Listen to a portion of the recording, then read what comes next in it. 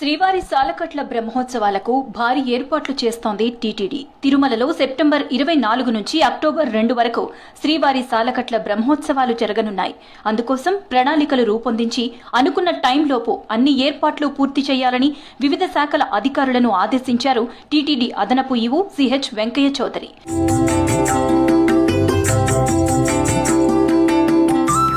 శ్రీవారి సాలకట్ల బ్రహ్మోత్సవాలపై తిరుమలలోని అన్నమయ్య భవన్లో అధికారులతో సమీక్షా సమావేశం నిర్వహించారు టీటీడీ అదనపు ఈవో.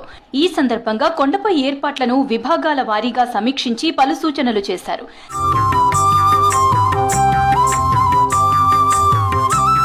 సాలకట్ల బ్రహ్మోత్సవాల సందర్భంగా సెప్టెంబర్ 16న శ్రీవారి ఆలయంలో కోయిల్ ఆల్వార్ తిరుమంజనం నిర్వహించనున్నారు. సెప్టెంబర్ 23న బ్రహ్మోత్సవాలకు అంకురార్పణ జరగనుంది.